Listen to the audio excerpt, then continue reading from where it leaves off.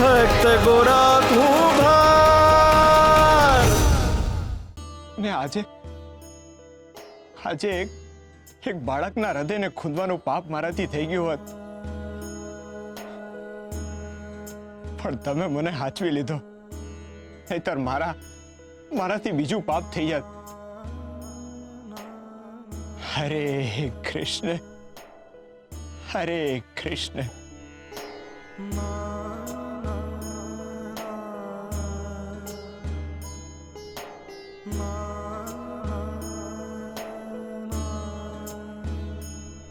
તમે મારાથી દૂર થઈ ગયા એટલે આ અંધું થાય છે. તમે મારી હારે હોત ને તો આપણે રોજ મળત ને આવું કઈ થાત નહીં. તમારું આસપાસ ના હોવું ને એ મને વિચલિત કરી દે છે ને આ ખાલીપો મારી આંખોને બીજું કઈ જોવા જ નથી દેતો. સંત સિદ્ધેશ્વરને આંખું બંધ કરતાની હારે તમે દેખાવ છો અને હું ખુલ્લી આંખે ગાંડાની જેમ હોદ્યા કરું છું.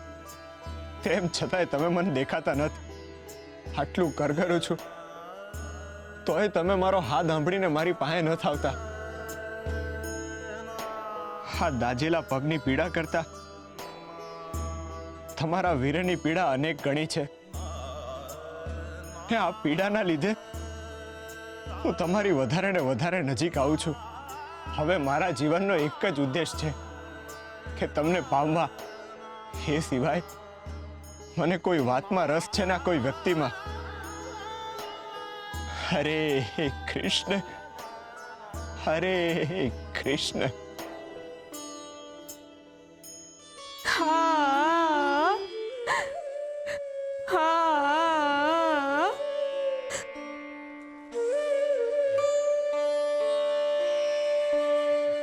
મારો ગોવિંદ. વાહ વાહ વાહ.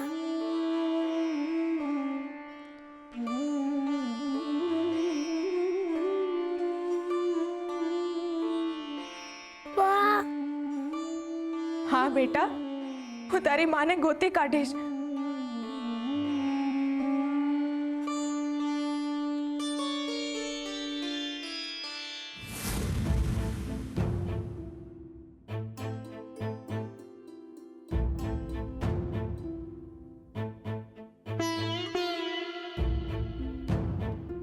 આ શું થઈ રહ્યું છે નાથ?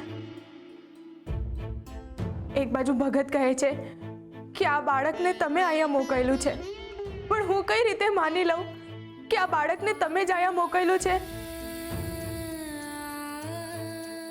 અને જો મોકલેલું છે તો શું કામ મોકલેલું છે? મને કાંઈ ખબર નથી પડી રહી. હરી,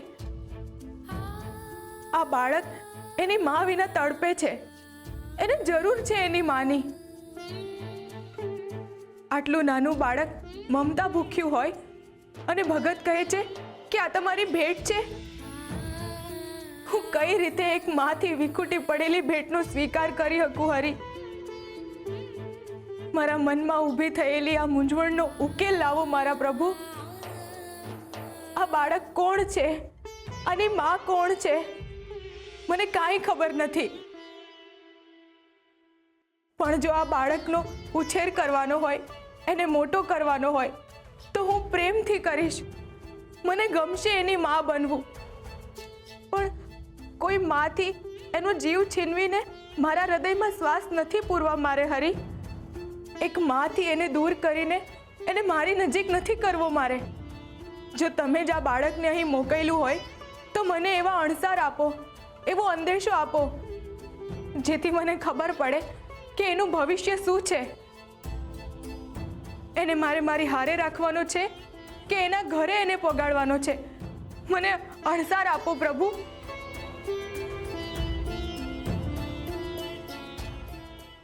ગોરાબા, ઓ ગોરાબા. આ આટલી મોડી રાત્રે કોણ બૂમો નાખે છે?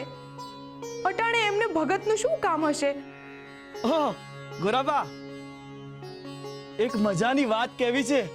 હાચે? તુલસી વહુ, બહાર આવ. હા, આવી. શું થયું? તમે ગોરસર ગામ ગયા હતા ને? હા તુલસી વહુ, હારા સમાચાર તો ઈ છે કે ત્યાં હું છોકરાના બાપાને મળ્યો. બાપાને? પણ એના બાપા તો અકસ્માતમાં. એ ગેરસમજ છે આપણી.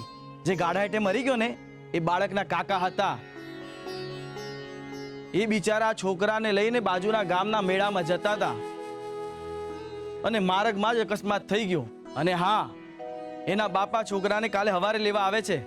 આજની રાત આ ઘરમાં ગોવિંદની છેલ્લી રાત છે.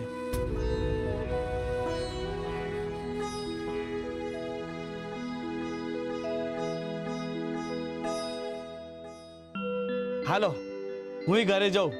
ઘણું મોડું થઈ ગયું છે. હરે કૃષ્ણ.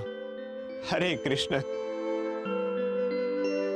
તમારા આવતા પહેલા મને લાખ્યા કાકાએ હંધી વાત કરી કે તમે શુરાહેરે ગોવિંદની તપાસ કરાવી હતી. બસ ખુશ, શાંતિ વેડીને તમને તમે જી ઈચ્છતા હતા ઈ જ થયું ને. આપણે ગોવિંદને એની મા પાસે મોકલી દઈએ છીએ. આવતીકાલથી ઈ એના ઘર ભેગો થઈ જાય. ખુશ ને? તમે ખરેખર ધન્ય છો તુલસી. તમારી મમતા ઉપર તમારા સંસ્કારોનું હાયલું. તમે આવી ઘડીમાં પણ સ્વાર્થી ન થયા. એક બે ઘડી માટે હું બદલાઈ ગયો, પણ તમે એવા ને એવા જ છો. તમે ખરેખર માનવતાની મૂર્તિ છો. એક માં બાળકને એની માં અપાવે એ તો બહુ મોટી વાત કહેવાય તુલસી.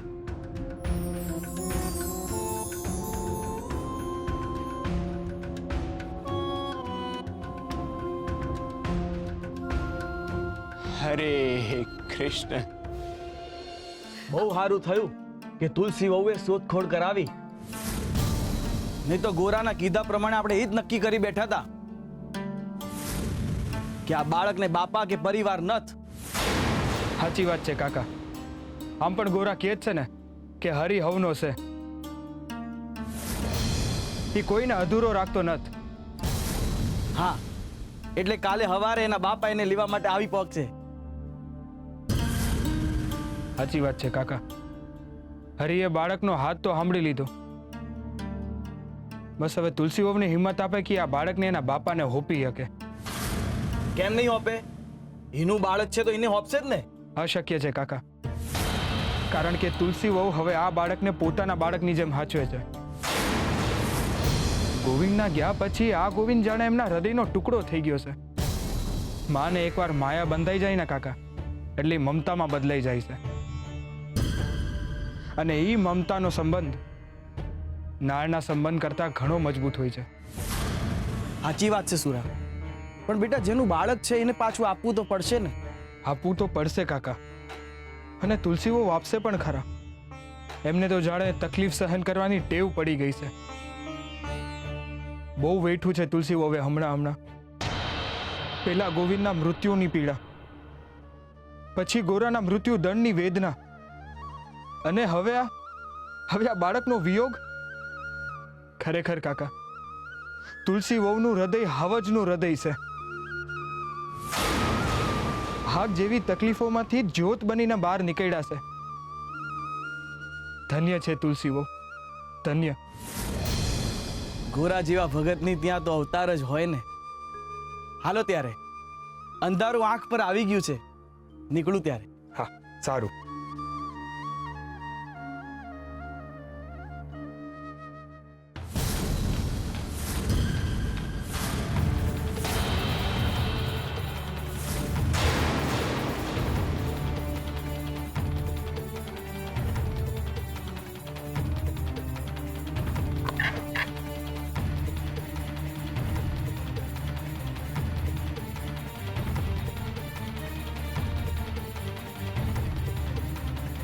ઘરે આવ્યા ઓરા અને તુલસીના બે મોઢે વખાણ.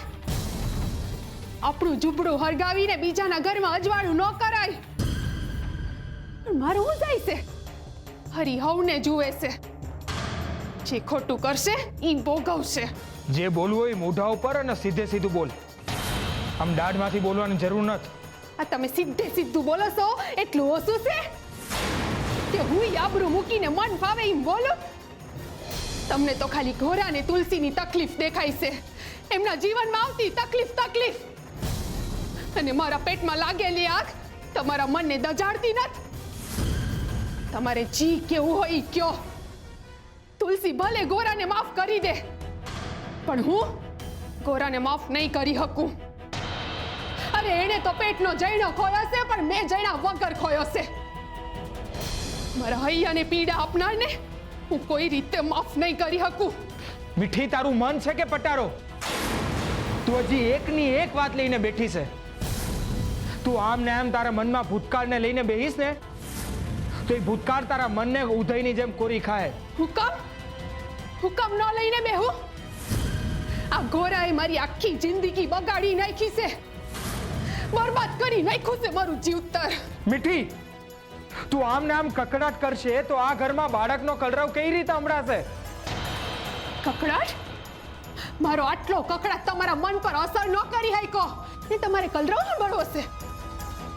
હવે હું આખી જિંદગી વાંજણી રહીશ, ત્યારે જ તમને મારા મનની પીડા સમજાશે. પણ તને તારી પીડા મને સંભળાઈને કરવું છે હું કામ ખોટા ઉપાડા લેસ અટાણે? કારણ કે તમે ગોરા અને તુલસીનો ભાર મનમાં ઉપાડીને હાલો છો. ઈ બેને મગજ અને મનમાંથી દૂર કરી નાખો. એમનો ભાર ઉપાડીને હાલશો ને તો આપણા જીવનનો ભાર હળવો નહીં થાય. અરે થોડા સ્વાર્થી બનો, સ્વાર્થી, ત્યારે જ આપણા જીવનનો અર્થ સરશે. બસ બેટી, અડધી રાત થઈ ગઈ છે ને, ભગવાનનું નામ લઈને હોઈ જા. અટાડે કકડાટ ન કર. તમે મારી જય વાત શ્રી કૃષ્ણ.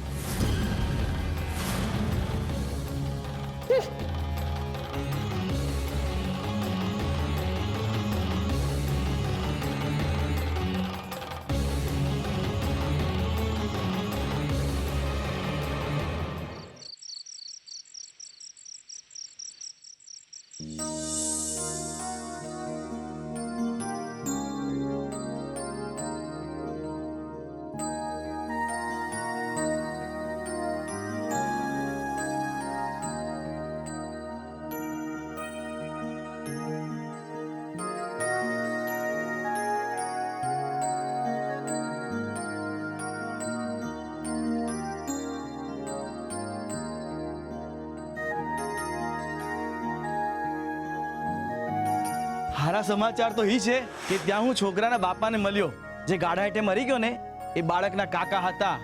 અને હા, આજની રાત આ ઘરમાં ગોવિંદની છેલ્લી રાત છે.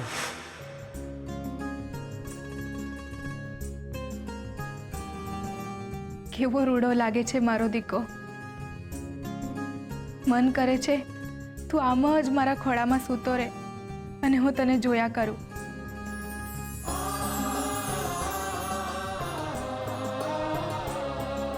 મારો દાયો દીકો આજે 1 વર્ષનો થઈ ગયો નહીં? ખૂબ ખુશ રહો અને ખૂબ જીવો. સમય પણ કેટલો જલ્દી વીતી ગયો, ખબર ન પડી.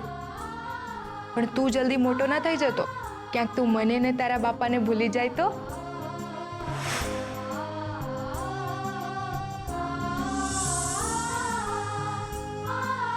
હાય હાય, આમ ટગર ટગર બાળકને જોયા ના કર, ક્યાંક મારા ગોવિંદને નજર નો લાગી જાય.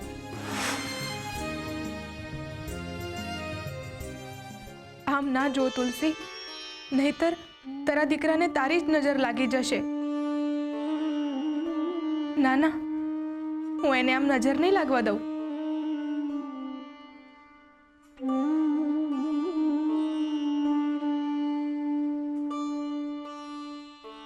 હરી તને હાચવે મારા દીકા. કાલે હવાર પડતા જ મારો દીકો મારાથી દૂર થઈ જશે.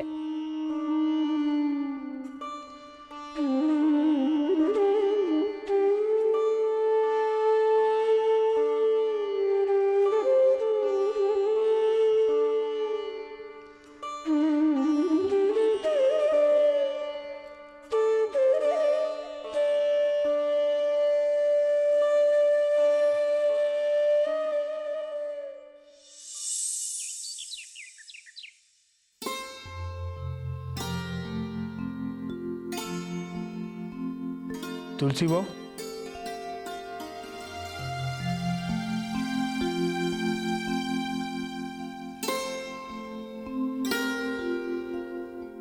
તુલસી બહુ, અરે શુરાબા, બોલો ને, શું થયું? આ ગોવિંદના બાપા એને તેડવા આવ્યા છે.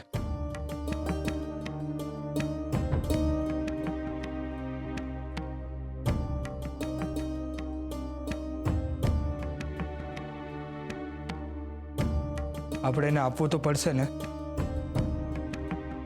લઈ જાઉં?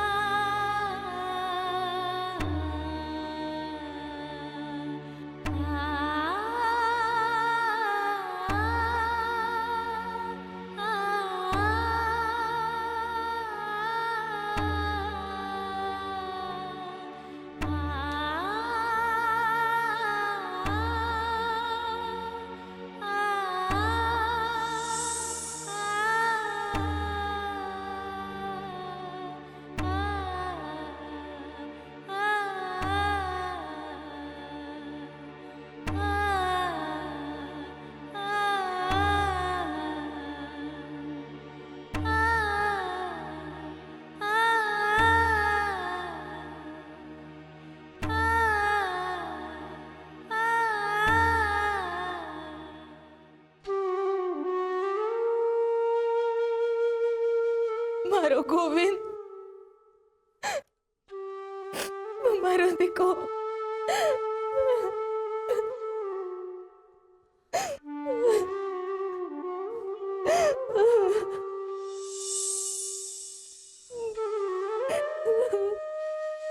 મારો ગોવિંદ.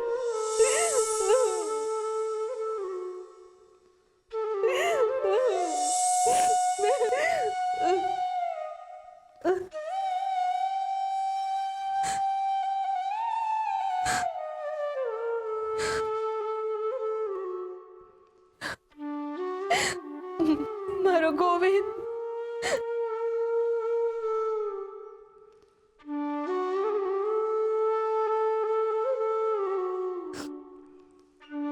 મારો ગોવિંદ.